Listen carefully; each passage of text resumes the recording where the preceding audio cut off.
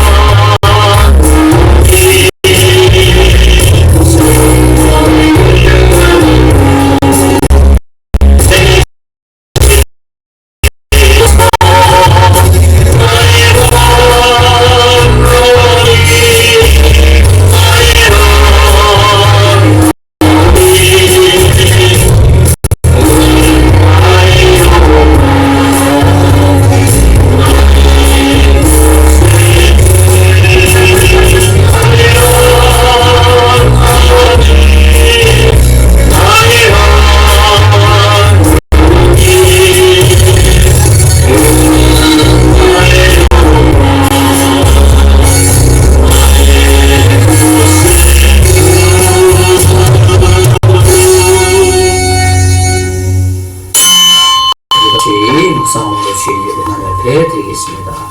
하나님은 영이시니 예배하는 자가 영과 진리로 예배할지니라. 아멘.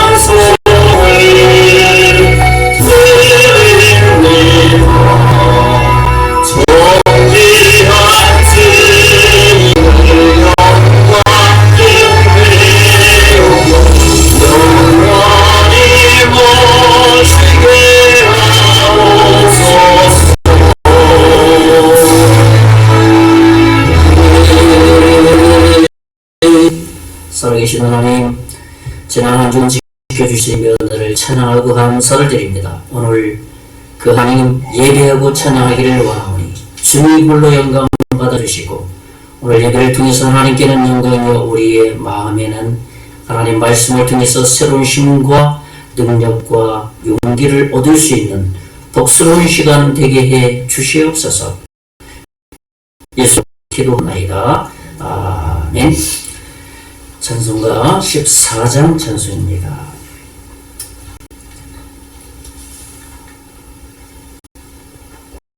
14장 찬송.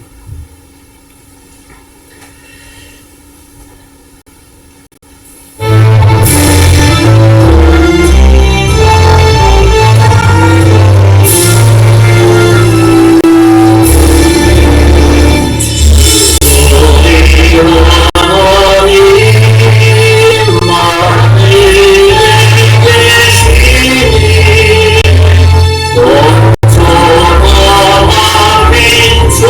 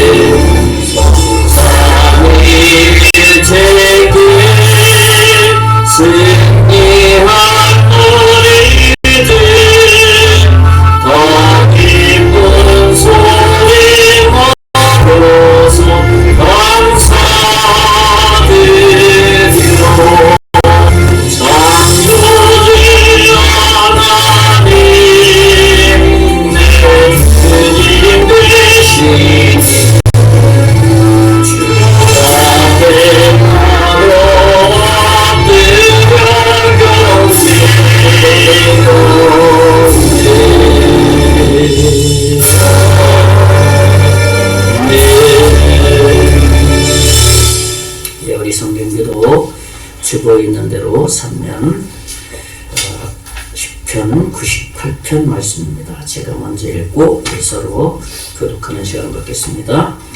새 노래로 여호와께 찬송하라. 그는 기이한 일을 행하사 그의 오른손과 거룩한 발로 자기를 위하여 구원을 베푸셨음이로다.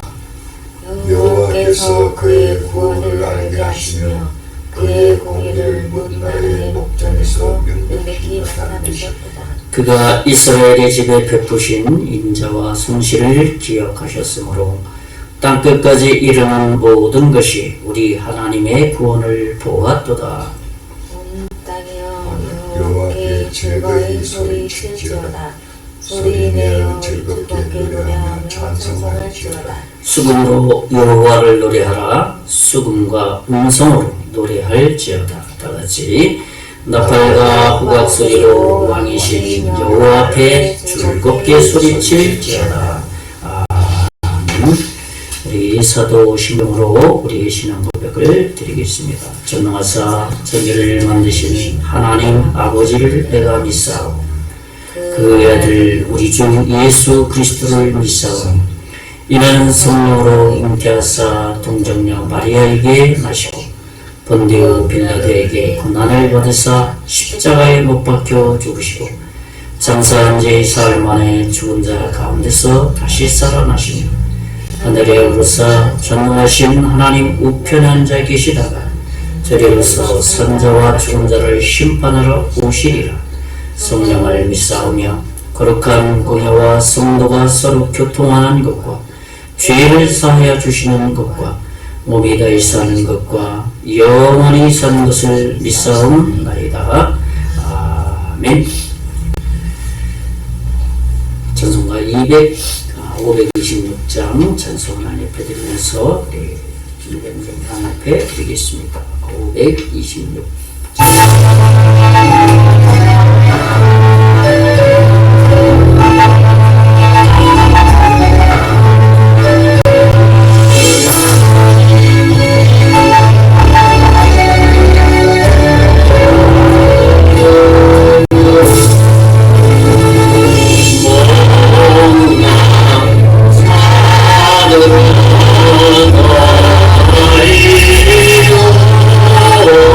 오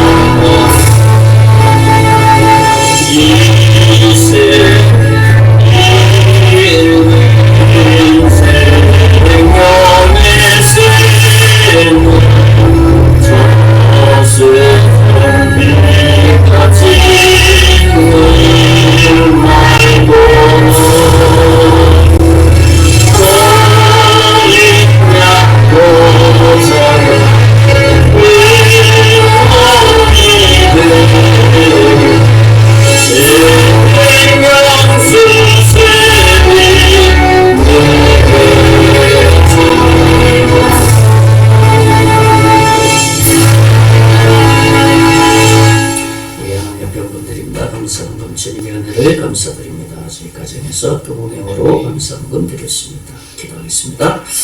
하나님 감사합니다. 한 주간 지켜주시고 인도해 주셨음에 감사하고 우리가 살아갈 수 있는 힘과 에너지를 주시니 감사를 드립니다. 우리가 교제할 수 있는 지인들을 허락하시고 살아갈 수 있는 터전을 주시고 또 힘과 에너지와 용기 모든 것을 주셔서 한 주간 살아갈 수 있었으니 주님을 찬양하고 감사를 드립니다.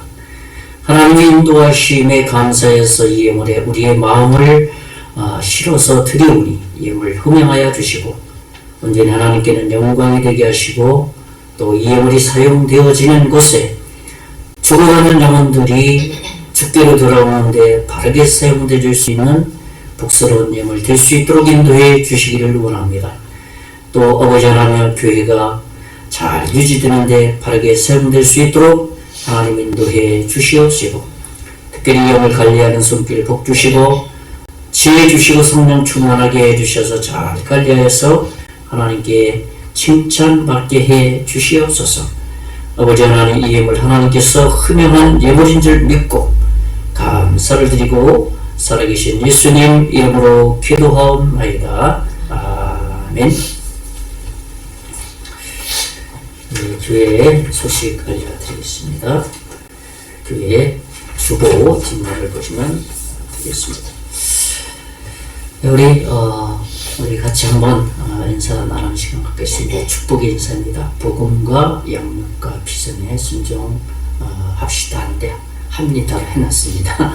예, 오타가 나왔네요. 예, 그 뒤에 사랑합니다. 그 나와있죠. 서로 환영하는 인사를 서로 사랑합니다. 한번 나눕시다. 예, 사랑합니다. 예, 잘 오셨습니다. 예, 복음과 양육과 비전에 우리가 순종했으면 좋겠습니다. 우리 커피전도 이제 이번 주 수요일 날 되겠습니다. 30일 11일 장인님께서 10일 날 사통 발달해서 전도 계획하고 있습니다. 예, 복음이 증거될 수 있도록 좀 기도했으면 좋겠고 그 다음에 인민기의 사과축제가 11월 2일 3일인가요? 이틀간 그 사통 발달해서 있습니다. 그래서 그 담당자하고 아직 제가 통화를 안 했는데 그때도 하루 정도 토요일하고 주일이기 때문에 토요일 하루 정도는 커피 전도를 할 수 있지 않을까 생각해서 제가 이번 주 중에 좀 담당자하고 통화를 해서 그때에도 이 부스를 한 곳에 주시면 그곳에서 또 전도를 할까 계획 중에 있습니다. 예, 마을 방문 어제 26일 정선제일교회 루디아 여전도 회원과 떡과 전도건 빵 비누를 나눴습니다. 네, 어제 우리 그쪽 남곡 1반까지는 갔는데 2반은 가지를 못했어요. 시간이 이제 다 도니까 이쪽 사흘이 다 도니까 5시 한 50분 정도 됐습니다. 어두워져서 너무 어두워져가지고 다 돌질 못했었는데 한 3분의 1 정도 못 돌았는데 오늘 예배 이후에 1시에는 우리 여기에 청소가 있고 청소가 끝나고 나서 제가 이제 어제 못 들은 그것을 다 방문할 계획입니다. 어제 그 남곡 2번 가려고 했는데 못 갔습니다. 떡을 준비해놨는데 떡이 어제 따뜻할 때 드려야 되는데 오늘 조금 가실 때 가져가세요. 예, 가실 때 강사님 가실 때 꼭 떡하고 가져가셔서 좀 데꿔 드셔야 될 것 같습니다. 예, 나라 민족을 위해서 계속해서 기도했으면 좋겠습니다. 정부, 국방, 국가경제, 소상공인, 외교관계, 결혼의 증가를 위해서 기도했으면 좋겠습니다. 우리 환자를 위해서 계속 기도했으면 좋겠고요. 우리 문주일 어른 강령 동인병원 계속 입원해서 치료를 받아야 될 것 같습니다. 또 방생의 산장 그 사장님 어제 그곳에 방문했더니만 오셨더라고요. 그래서 그곳에 손님이 좀 오늘 모셔드리기로 했는데 이제 제가 갔어야 되는데 못 오신 것 같습니다. 다음 주부터는 또 제가 이제 직접 픽업을 해서 같이 예배할 수 있을 것 같습니다. 계속 기도했으면 좋고요. 교회력으로 보면 오늘은 종교개혁주일입니다.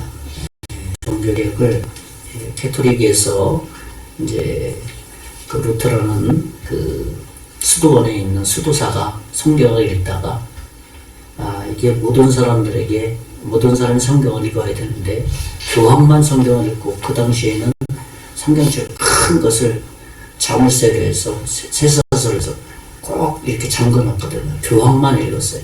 수도사들도 읽을 수가 없었어요.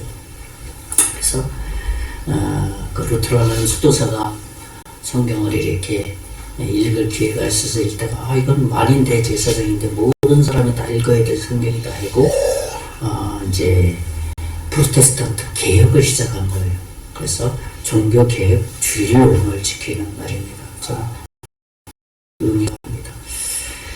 우리 마을 복음화와 발전을 위해서 계속 우리 방문하는 마을들을 놓고 계속 기도했으면 좋겠습니다.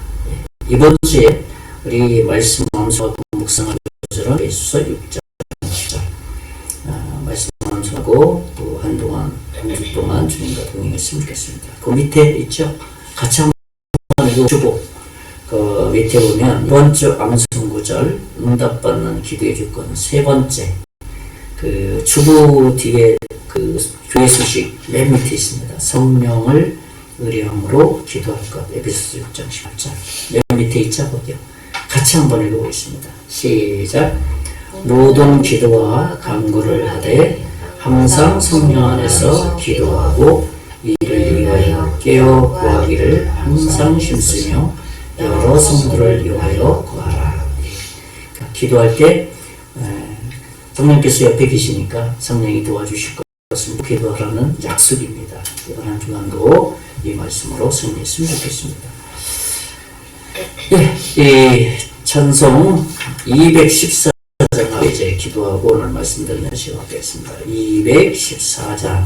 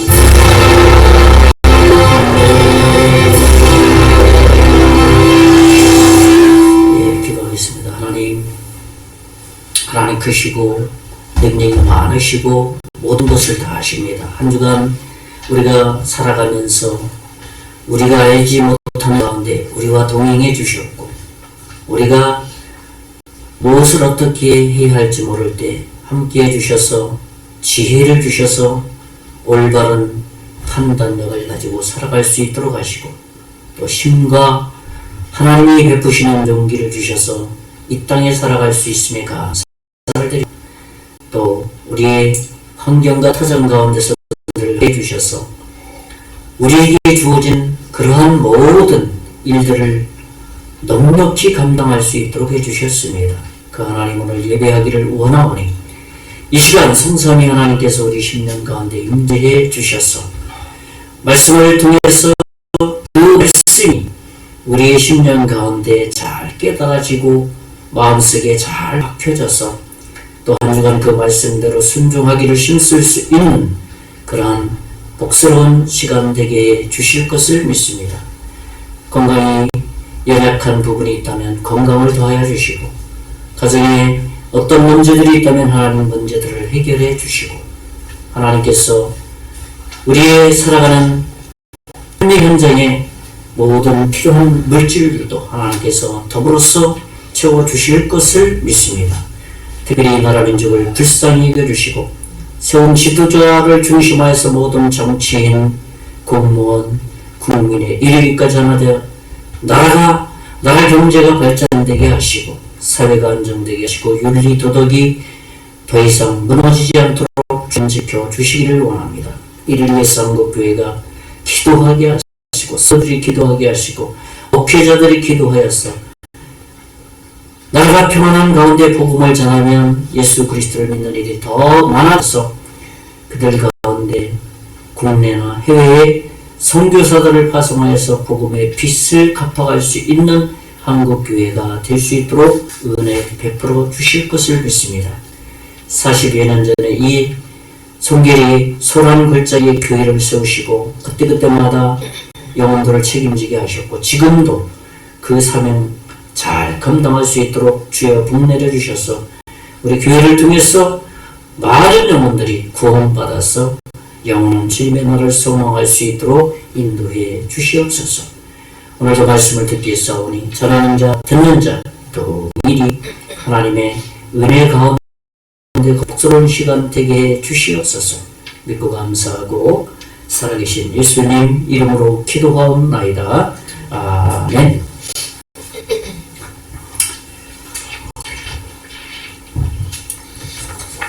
네, 반갑습니다. 벌써 완연한 가을이 된 것 같습니다. 네, 이렇게 설을 물고 이거 왔다 갔다 하다 보면 한 주간 사이에 단풍들이 많이 물들어 가고 있는 것 같습니다. 우리 인생도 가을과 같이 좀 아름다운 인생이 됐으면 좋겠습니다. 또 가을은 또 추수의 계절 아닙니까? 우리의 또 신앙으로 보면 믿음의 좀 결실을 얻을 수 있는 그러한 계절이 됐으면 좋겠습니다. 네, 오늘도 우리 하나님이 하늘의 그 풍성한 복을 주셔서 이번 한 주간도 우리의 삶 가운데 인도해 주실 것을 먼저 축원의 말씀을 드립니다. 대부분 부모들은 그 자녀들을 어떤 조건을 가지고 사랑하지는 않습니다. 자기 자녀이기 때문에 그냥 어떤 조건 없이 그냥 마음속에 내 자식이니까 이렇게 마음을 품고 그냥 살아갑니다. 사랑하는 마음이죠, 그게. 그래서 자녀들을 향한 그 사랑의 마음이 아무리 자녀가 뭐라 할지라도 부모는 자녀를 향해서 이 마음에 늘 사랑하는 마음을 품고 살아갈 수밖에 없어요. 그게 하나님이 주신 그 어떤 복이기도 하고 또 그런 사랑의 능력이라고도 말할 수 있습니다. 그래서 우리가 하나님의 그 사랑의 마음을 선물로 받아서 살아가는 것, 특별히 부모들에게는 그것을 실제로 경험할 수 있는 게 그 부모들이거든요.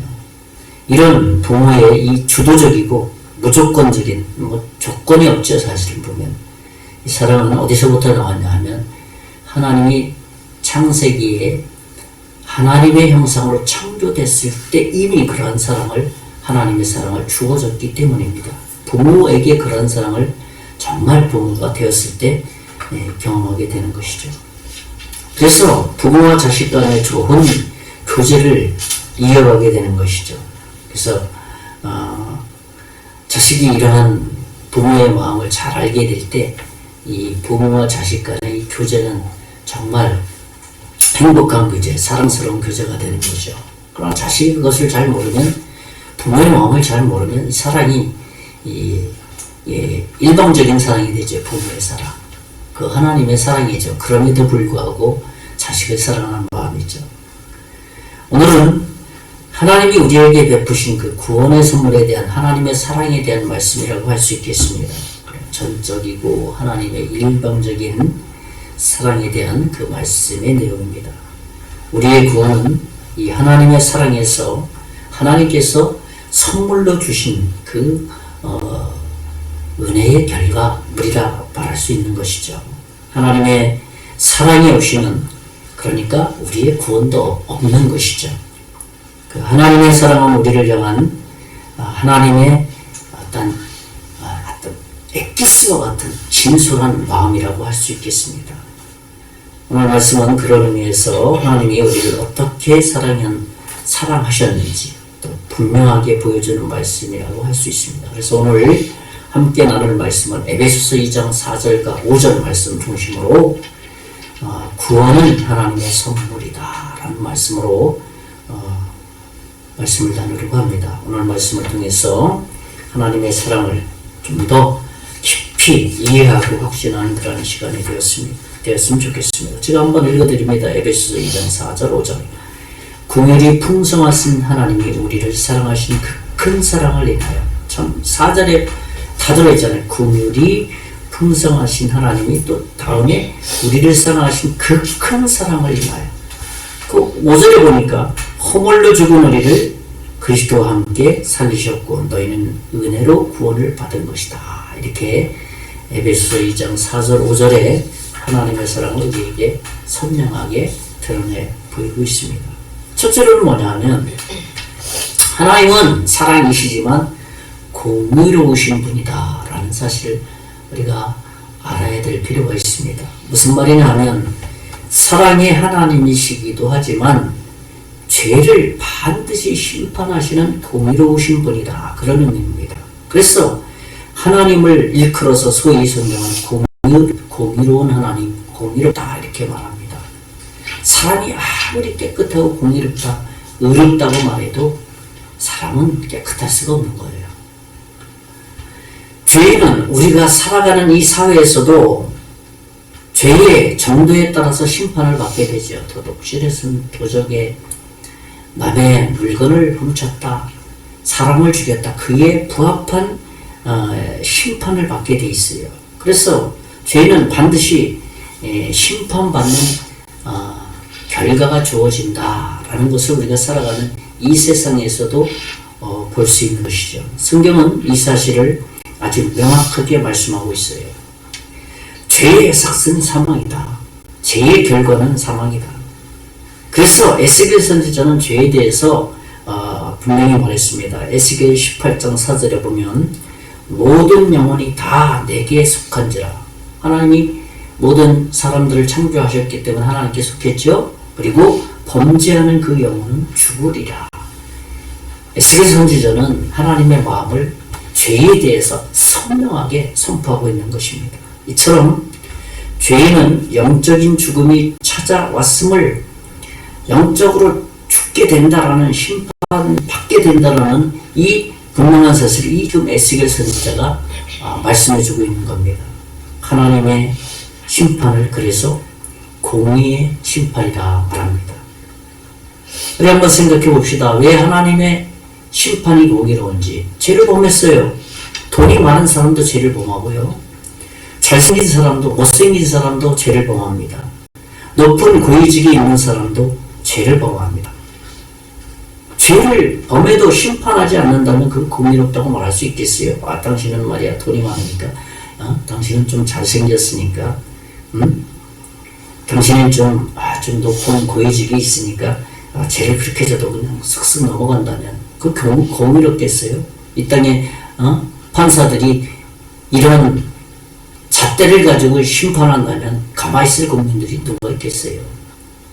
이 땅에 사는 죄가 많은 이 땅에 사는 판사도 죄인임에도 불구하고 이 땅에서도 공의롭게 판단한다고 하는 판단에 그 목격할 수 있는 이 세상에서도 최소한의 공의롭게 판단하려고 합니다. 하나님께서 불공정하게 판단하신다면 하나님이 공의롭다고 말할 수 있겠어요? 그럴 수 없는 것이죠. 모든 사람을 향한 하나님의 마음이 첫째는 뭐라 그랬습니까? 사랑이라 했어요. 그 사람이 잘생겼든 그 사람이 돈이 많든 그 사람이 어떤 처지에 있든지 간에 하나님의 사랑은 똑같아요. 그리고 죄를 범했다 그들이 심판하는 그 잣대도 똑같이 하나님은 죄에 대해서 심판을 하신다는 거예요. 그래서 하나님의 사랑을 표현한 게 뭐냐면 심판의 자리에서 면제할 수 있는 하나님의 방법이 뭐냐? 독생자 예수 그리스도를 우리가 사는 이 세상에 보냄으로 우리가 죄로 인해서 죽을 수밖에 없는 그 자리에 예수님이 그 자리에 십자가에서 담당하셔서 죽어주셨다는 겁니다. 우리가 잘 알고 있는 요한복음 3장 16절 말씀이 하나님의 사랑을 정말 기독교의 핵심을 말해주고 있는 거예요. 기독교가 뭐냐? 말할 때 기독교는 사랑이다. 그렇게 말하는 거죠. 우리가 잘 알고 있는 요한복음 3장 16절 하나님의 세상을 이처럼 사랑하사 독생자를 주셨으니 이는 그를 믿는 자마다 멸망하지 않고 영생을 얻게 하려 하심이라 그랬습니다. 이게 기독교의 핵심이고 하나님의 사랑의 마음입니다. 하나님이 우리를 사랑하셨기 때문에 이렇게 독생자를 내어주셨다라고 하고 이 사도 요한은 아주 명확하게 기록하고 있는 겁니다. 그래서 모든 사람은 멸망에서 벗어날 길이 열린 거예요.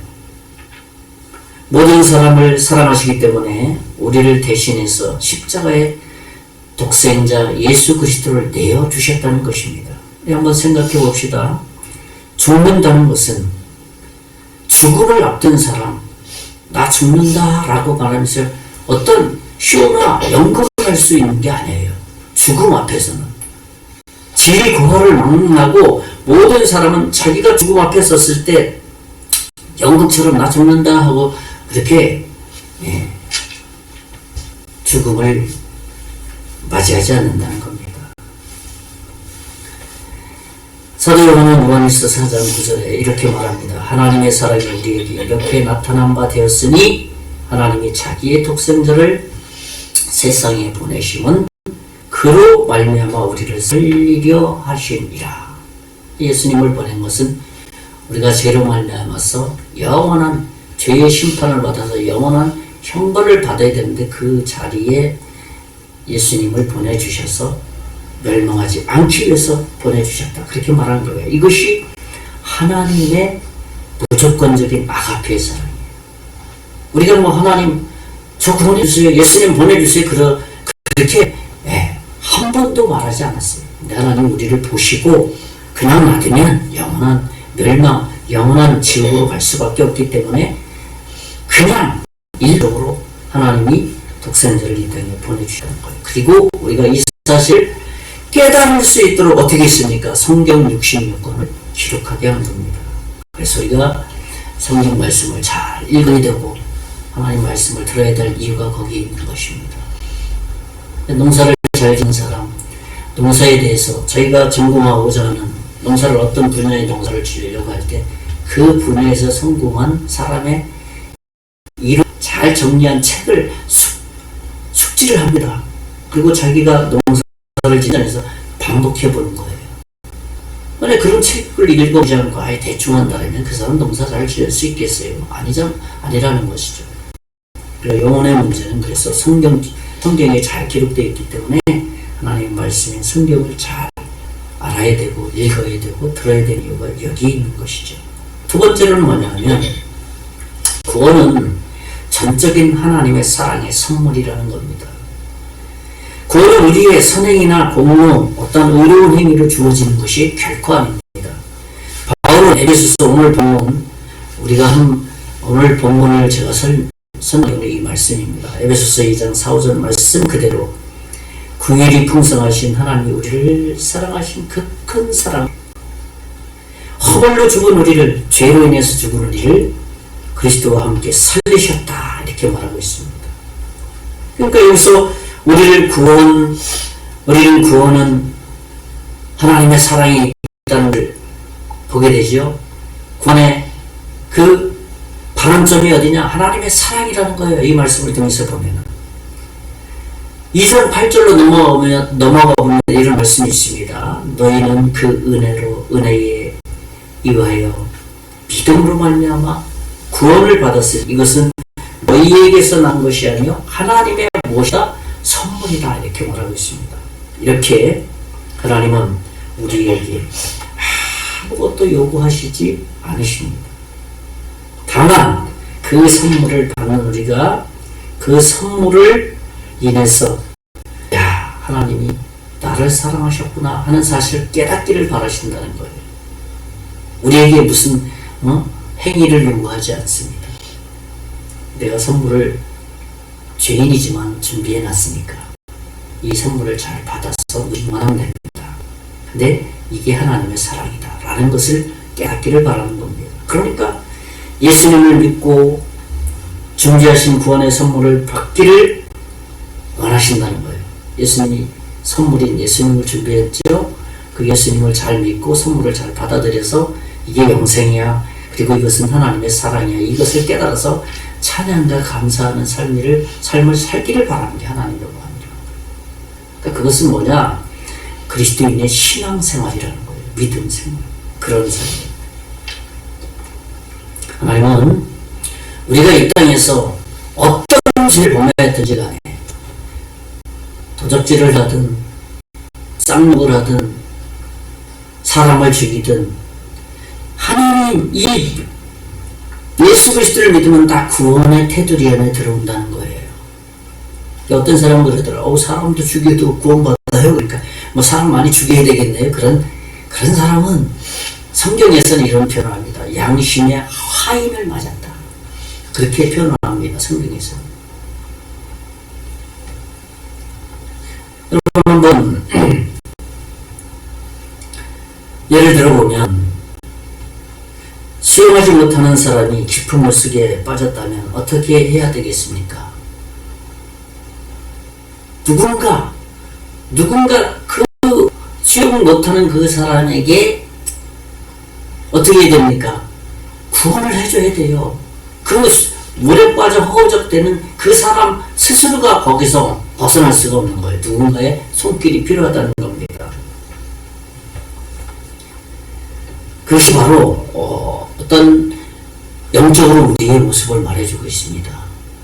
근데 이 해운대라든지 여름에 보면은 이 구조대원들이 빨간 모자 쓰고 높은 곳에서 지켜보고 있습니다. 수영 못하고 파도에 휩쓸려서 막 호적되는 사람들 막 쫓아가는 것 같죠. 이 훈련받은 사람들 허적되는 어떤 정도를 보고 사람의 힘이 다 빠져갈 때쯤에 막 달려가서 그를 구조를 합니다. 만약에 막 힘 남아있고 막 호적되고 들어가서 막 구조할 땐 자기도 둘 다 죽거든요. 옛날엔 그런 거예요. 지금 뭐 구조 구명조끼 던져줘서 구조할 수 있지만은 옛날에 막 그냥 살려주세요 막 했을 때 뛰어들어가면 살려주려고 한 사람 같이 둘 다 죽었다는 뉴스들이 많이 나오지 않습니까? 그 무엇을 말하냐, 영적으로 무엇을 말하냐 하면 우리가 하나님의 구원을 받기 위해서는 내가 무엇인가 막 하려고 애쓰는 게 아니라 그냥 하나님 저를 구원해 주세요. 전 죄인입니다 라고 그냥 가만히 하나님의 그 사랑을 받을 준비만 하고 있으면 하나님이 그때서 구원의 손길을 뻗쳐주셔서 마음을 가난하게 만들어서 예수님이 나를 위해서 십자가에 죽으셨구나 하는 그 하나님의 그 사랑을 깨닫게 된다는 겁니다.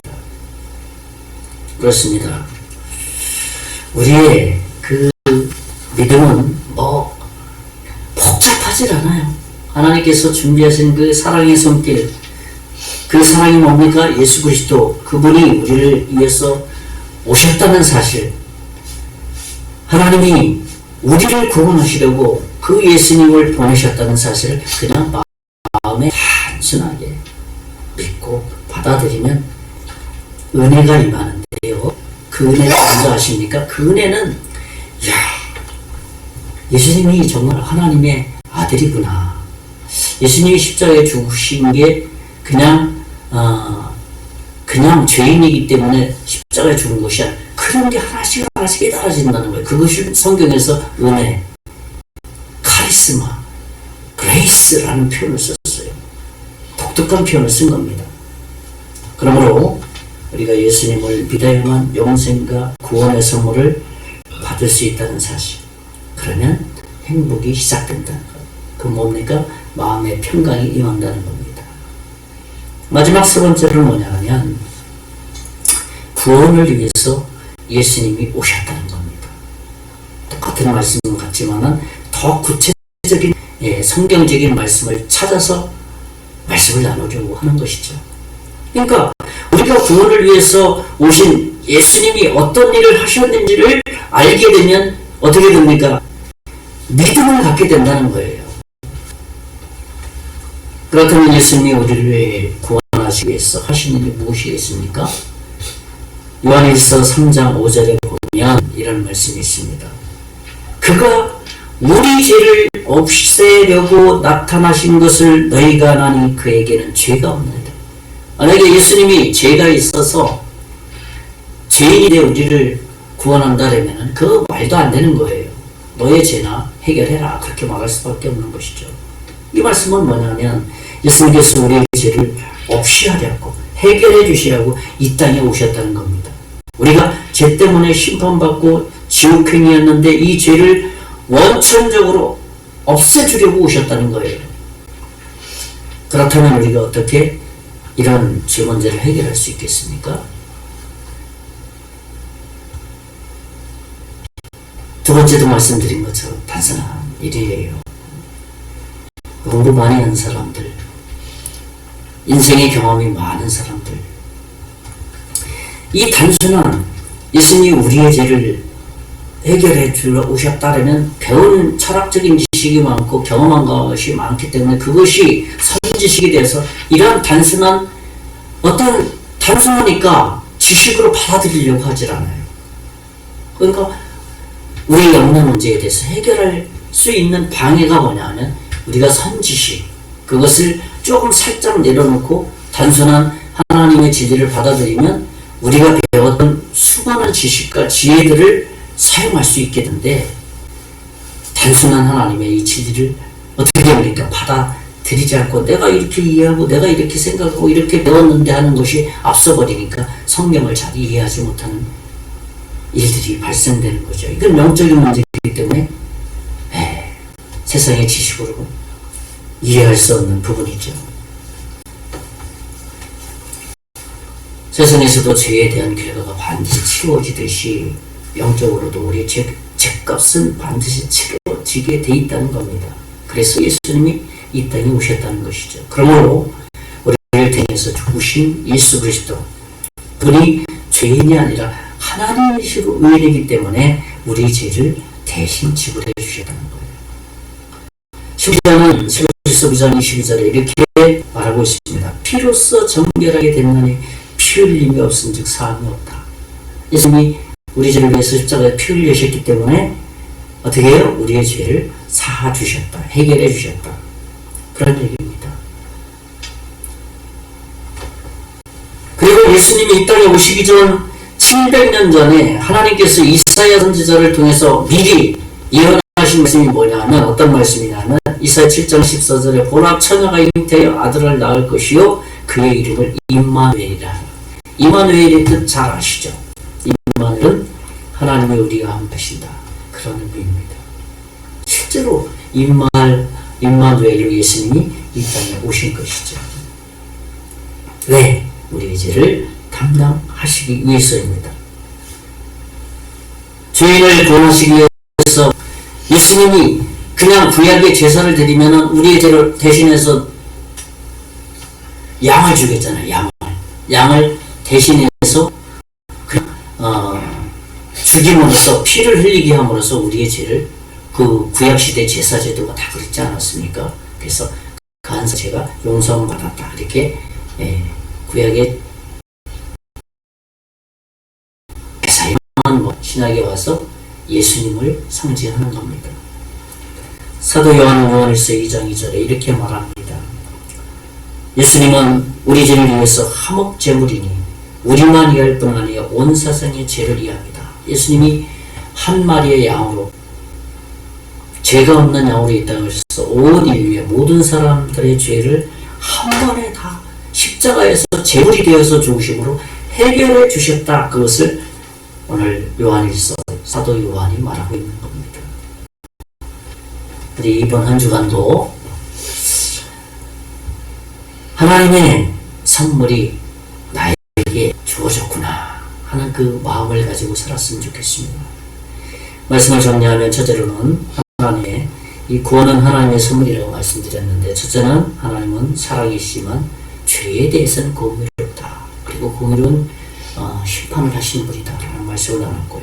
두 번째로는 구원은 전적인 하나님의 사랑의 선물이다 라는 것을 말씀드립니다. 마지막 세 번째로는 구원을 위해서 누가 오셨습니까?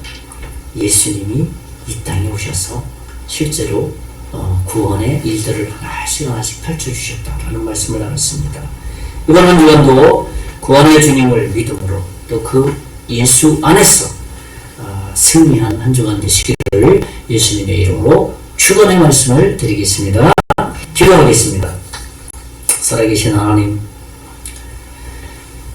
하나님께서 우리를 구원하심으로 영원한 생명, 영원한 소망, 주님의 나라를 바라볼 수 있음에 참으로 감사를 드립니다.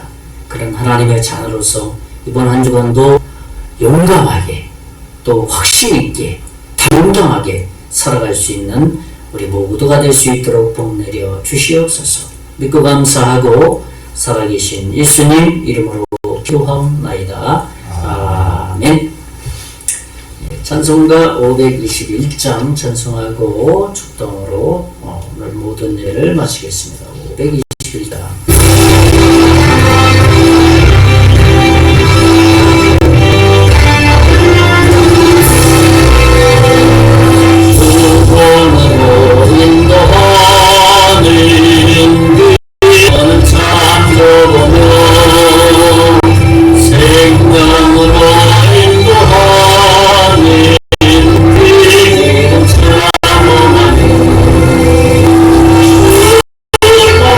주